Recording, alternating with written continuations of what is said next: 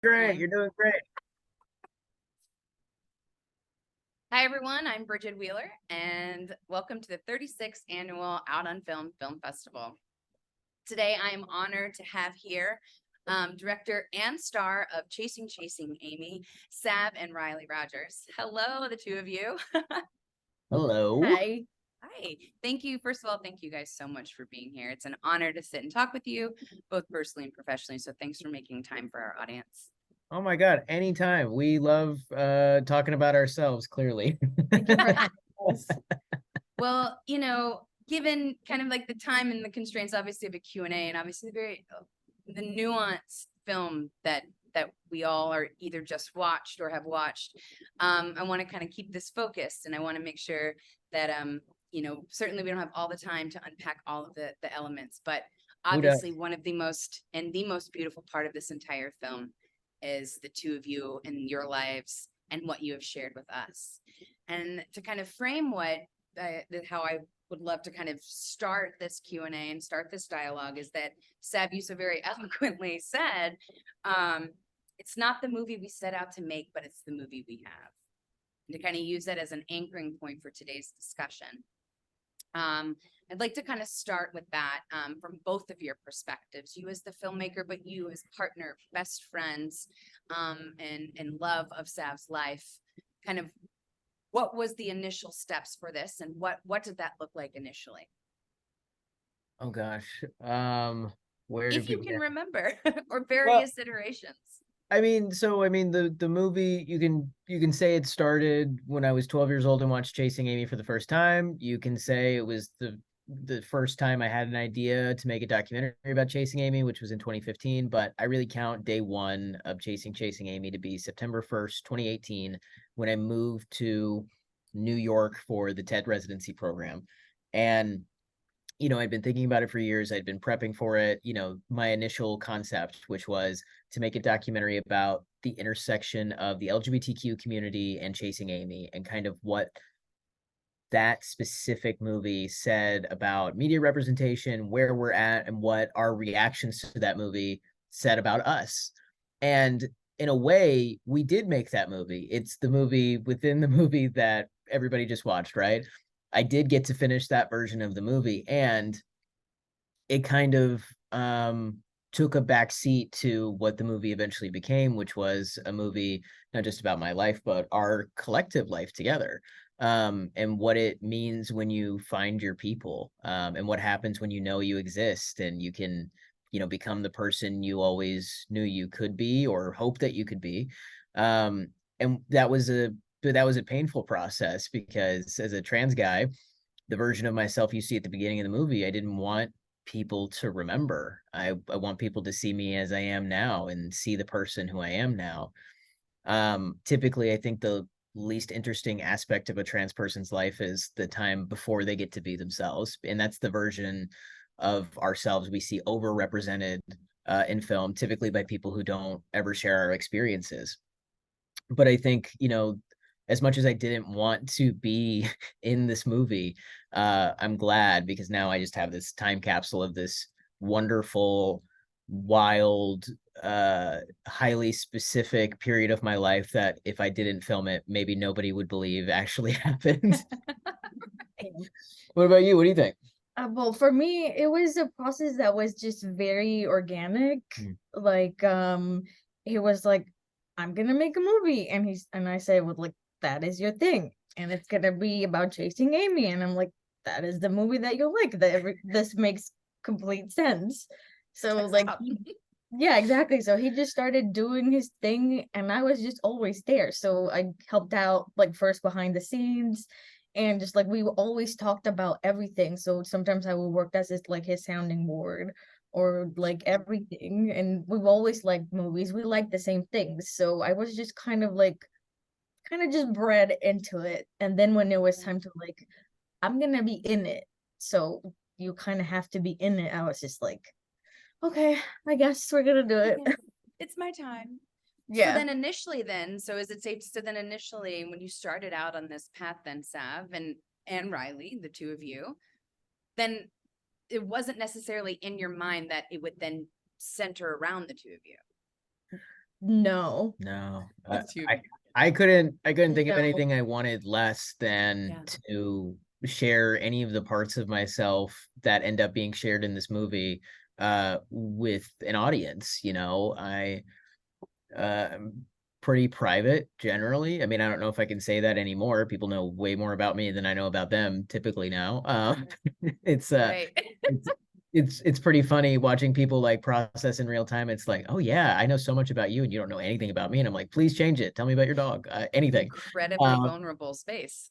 yeah, and my relationship with Riley is always something that, has been a private thing. Like, post on Instagram, love you, but Sure. the ins and outs of our relationship tend to be just for friends, right? Right.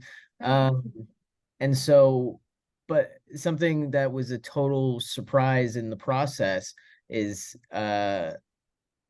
just how much I got to show people how I see her, how much I love her, which was a lovely thing. And I was talking to Alan Lefebvre, who runs the Hell's Half Mile Film Festival, and he was talking about a conversation he had with my mom at like our premiere at Tribeca. And one of the things that he said that he loved was that the audience can see, not only does the audience see Riley through my eyes, but the audience sees me through her eyes. And I mean, what a gift to have, even if it wasn't intentional. Like, we have this little time capsule of this period of our life, as stressful and as complicated as it was all around. So then what was it like at what point, or was there like this pinnacle moment where the two of you looked at each other and said, oh, wait, we got to turn the cameras on ourselves? Like, what was that? What was the impetus to make that shift, knowing what the audience now knows after having seen it? What made you make that choice as both the filmmaker, but then for both of you personally?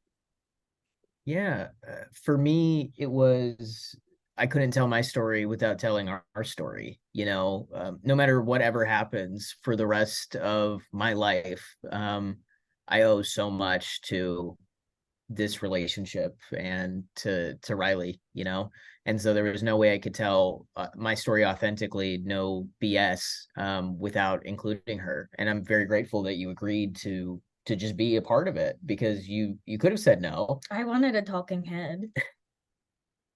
and she got one. Yeah.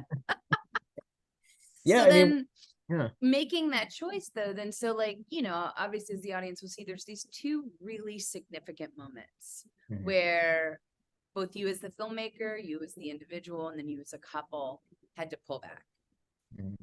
with what you're comfortable telling and disclosing to the audience. What did that look like as individuals, and what did that look like as a couple, knowing the entire ecosystem in which this film ultimately became?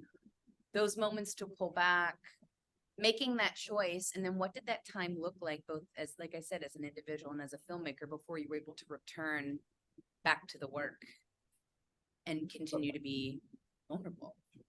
Well, I'm curious what it looked like from your perspective, because you were with me every second, whether in person or as the friend in my pocket when we Mhm. were still long distance. I mean, like, I'm curious as to what it looked like when all this went down from your point of view.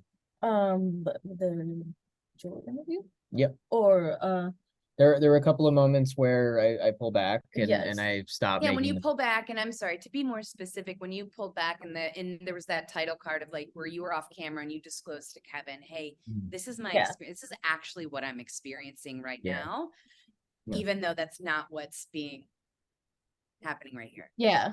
Well, I mean, those two moments were incredibly difficult, starting because we were long distance. Those both of them, we were miles apart.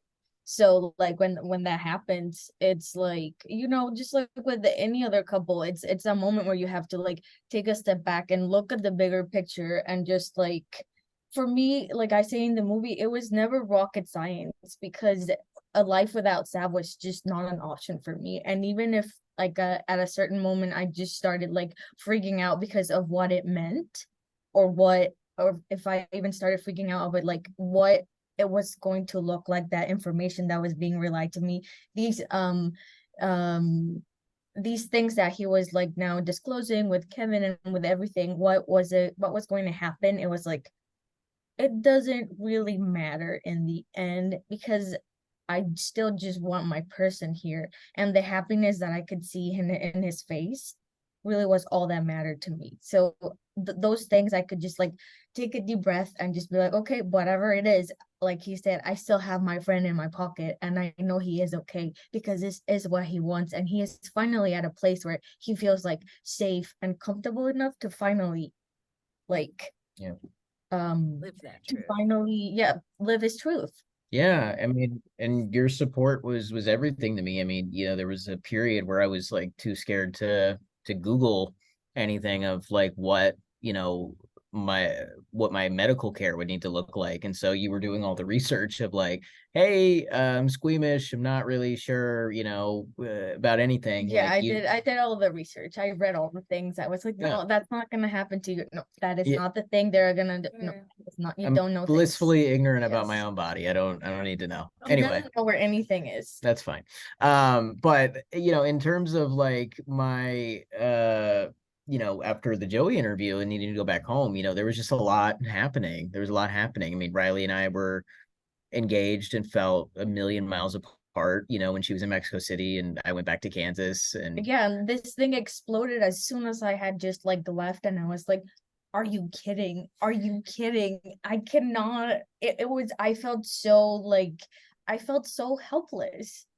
Yeah. But And when it's you say like this thing exploded, do you mean the film and the buzz, or when kind he's of all of it, when the he's working experience? on this, when he's working like on the movie, and he's like Right.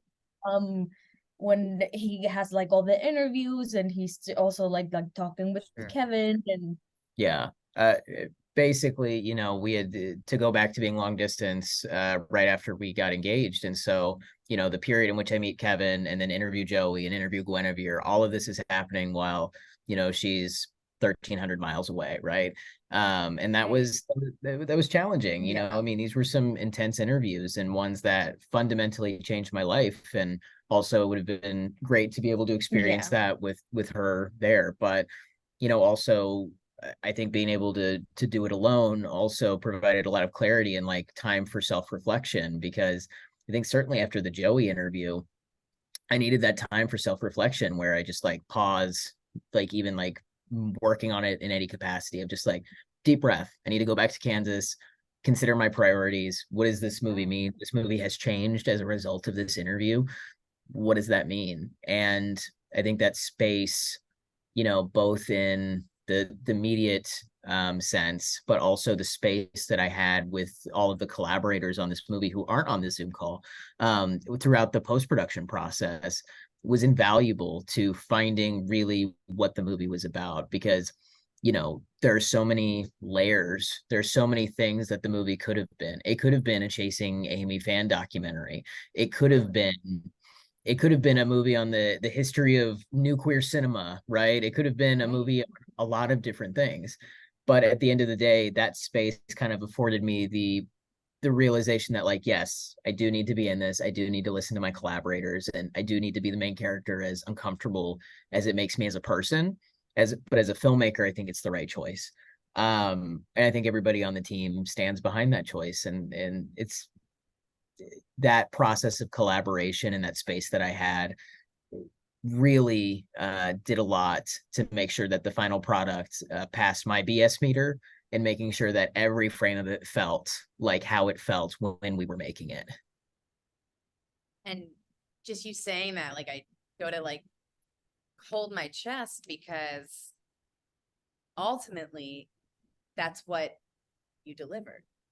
Every beat felt so genuine and so sincere, and in every moment I felt like I could have been right. I was like right there with you, experiencing it real time. And this even includes on watch 6, 7, and 8, right? It is such a That is genuine. so many times. That's so many times. I mean, like I've watched it 100 times now because I've had to, but like the fact that you have chosen to watch it 8 times is still amazing to me. That's wild. Well, it's kind of to go back to the point that I think that the both of you kind of just made of like when you're pulling back, because it is more, there are multiple things happening at any given moment. Mhm. And you had to make, and the two of you had to make the ultimate choice of what is this film going to be about, and then turning it on the two of you and knowing that you guys are the main character in this, right? Yeah. And yes, it's within this ecosystem in this world of chasing Amy and the Kevins and the, you know, and everybody and the Scott Mosiers and the Guinevere's and Joey and everything. But Mhm. still, ultimately, it is about the two of you. And at any given moment, there are multiple truths, Mhm. as was. So what's happening is like almost like this, it's mirroring kind of what was happening then to Yeah. what you, Sav, and you, Riley, were experiencing in the process of making this film. Yeah. There, at any given point, I remember a therapist of mine once said there are multiple truths in the room, right? Mhm. And Yeah. so watching your experience, the two of yours experiences, again, different experiences within the same experience. There's also all of these other experiences that are happening within the same experience at the same time. And that Yeah. can be so overwhelming and so delicate and so sensitive and so many things. And Well, ultimately, again, what you delivered is this incredibly genuine and honest portrayal of your guys' experience in your lives within yeah. the context of just simply seeing yourself represented for the first time. I mean, just thank you for that wonderful praise of the movie, first of all. And like the reason that hits so hard for me is like that's how it felt for me watching Chasing Amy. You know, I often get the question, or used to get the question. Now I have a movie that answers this question of like, why Chasing Amy? And Right. you know, it's all of those things. It's to be able to hold multiple truths at once, because that is what life ends up being, is all of these truths are true at the same time, and it can be hard and it can be beautiful and it can be wonderful and joyous and, you know, anxiety inducing, right? Yeah. And these truths all exist beside us, and I think, you know, to be able to have a film that shows that and for people to get that out of it, just it means the world to me, because I think it's a, you know, it's a vulnerable film, it's a personal film, and it's my dream film all at the same time. And so for it to work for you on that level, and so many of the other kind people who, you know, come up to us after screenings, that means everything to us. So thank It you. does. Well, ultimately, guys, and not to like get in this, you know, these compliments, right? But legitimately, as you know, and Sav, and you know, for those who are watching, you know, we have a personal and professional relationship that has been over the course of quite a few years. And so, and where we first bonded is kind of my own personal experience, and we don't have time for that, and it's not about me, but that was kind of my entry point, right? Of like, wow, there's another human out there that has had in their own experience around this particular film. Mhm. And to be, I don't know if brave is the right word, but to be honest and vulnerable enough to stand out there and say, kind of like that, a quote that happened earlier on in the film, sometimes something that's problematic can still mean a lot in your development. And I think that like the two of us, when we had discussed this, like being someone who has had that, even just at the surface, like I can say that maybe that might be one similarity in our stories. Other than that, we had our own very unique experiences, but to see yourself reflected for the first time Mhm. is ultimately what we talk about, right? It's kind of like that general theme of like, holy shit. And this is why, pardon my French, but this is why I mean, not to oversimplify, it's so much Yeah. more than that, but like a Yeah, very simplified way of why representation matters. for And sure. it is life-saving, full stop. Yeah, It really is. And it so to is. have something even yet still problematic, it can be all of these things at once. Right. And, you know, I think Dr. Cornell West said something, and I'm paraphrasing poorly off of secondhand information, so forgive me if I misspeak anybody who is very familiar with his work. But this idea of like, what does the word problematic even mean, right? it's such an or imprecise term, right? And Sure. so we can say something is problematic, and sure, yeah, but like, let's be specific, like, about what that is. And nothing passes that litmus test, really, of what isn't problematic. When we look at any work of film, we're looking at it in a specific time and context. And Chasing Amy, just like Chasing Amy and any other film here at the festival this year, lives within a specific context. And in 20 years, we will look at all of these films differently than we do today. And that's the great thing about being able to look back on a film like Chasing Amy, is like, wow, like, it is of its time, just like every other film. And we can see how much progress has been made since then, the work that has come since then. So even if you don't like Chasing Amy, but you like Chasing Amy, or whatever, or if you're just happy that a queer filmmaker started making films as a result of seeing this one specific movie, even if it's not, doesn't pass our definition of being perfect, right? There are a lot of films that are of its time, and we don't have to repeat whatever perceived mistakes there might be there. We can learn from it, and we can grow, and we can use art of the past to inform what we're making now. And I think that's like the beautiful thing about looking back on any film, is just seeing how much progress has been made since then and what new possibilities lie ahead. That's where I like to look. And I think I love that you just made that point, and right at that right time, because, to call back just a little of, having watched the film multiple times, each time I watched it for a different reason. One of those reasons, what an excellent case study of somebody putting themselves and their partner in their life on display, and to show their own process, to go back and reflect upon these so-called problematic things, right? And how you, as the individuals, you, Sav and Riley, questioning your own thoughts, beliefs, how you got to where you are and who you are, and that whole process. So to give us that gift of, here was my experience, here's me and Riley's experience, reflecting our own values and beliefs, but also identity and how we fit into this whole world, all through a singular film. I'm not going to try to say it's like the perfect anecdote, but it is an incredible display of how it is that you, as an individual, both of you, and your personal responsibility to yourselves and each other, and ultimately the community, how it is that we have the ability to contribute both positively and negatively to how we define these problematic elements that we pull out. One of which, obviously, the right of whose right is it to tell which story.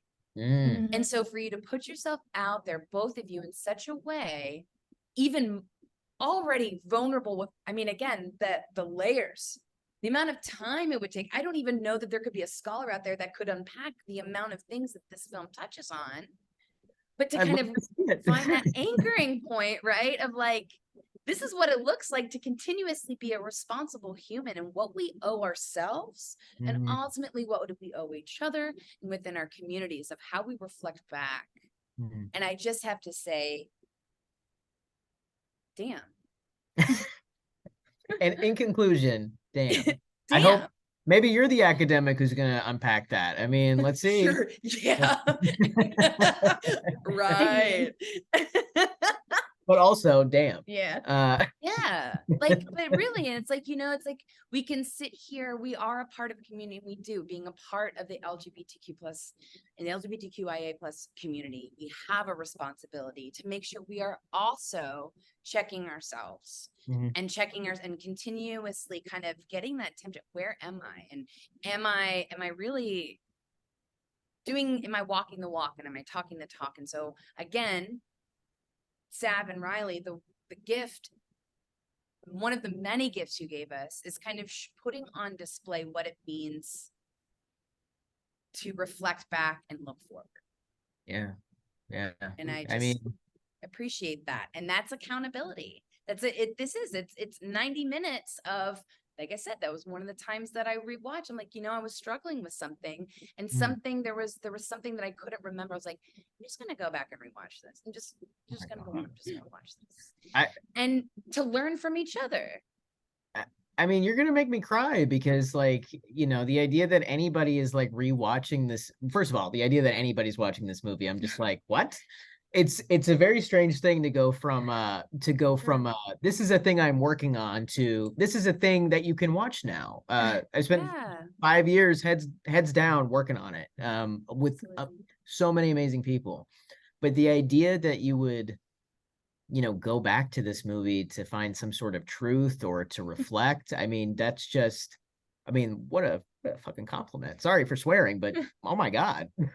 Jim and Craig, they'll be all right with it. But maybe you go Okay, back good. and Good. rewatch Chasing Amy. And I do hope that I Yeah. do hope, and I know, having talked to colleagues, this is inspired that out of other people. I'm not having a unique, this is not a unique experience when No. interfacing with this particular film, Chasing Amy, including going back and rewatching Chasing Amy. And because it is coming from a place that I have lived experience, then how can I then use that and apply that and other facets that's not my lived experience? And like I said, that gift of the two of you being so vulnerable to say, hey, this is our experience, and especially you, Riley. You're not the filmmaker, right? And often you could have just stayed back, right? And I think what in a lot of ways you represent so many experiences that other people are having, whether it's directly on the nose adjacent or not, but it is representative of like being in this space of like, I'm finding my own identity while supporting my partner finding their identity. And that is, I personally have not navigated that space. And so what I learned from you and your grace and your patience and your just love that you just comes out of your pores just as a human, but then ultimately what you allowed for the world, the two of you then allow the world to see and let in. It's not also a case study on what it means to love one another. Thank I you. don't I make mean, the rules. that is so incredibly sweet of you. Like I don't even know what to say, but Yeah, I mean, this is like a love fest. We're having a great time over here. When you watch a film and it hits hard, right? This is what we're all here. This is what we're all here for. Like constantly chasing that high of watching that film and that feeling. And when you feel it, and there are so many people out there that have their own experience with this film that ultimately can be summarized in that way. It's so important. And so I guess kind of with that said, what is, I know you guys are crazy busy running around all these festivals, but ultimately, what is next? And I leave it very general.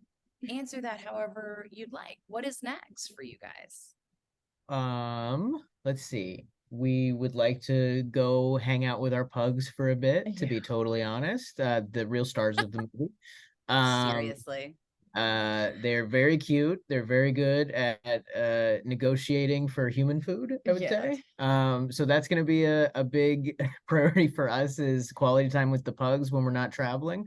Um, just kind of to maybe live a more unexamined life for a bit will be nice. Sure.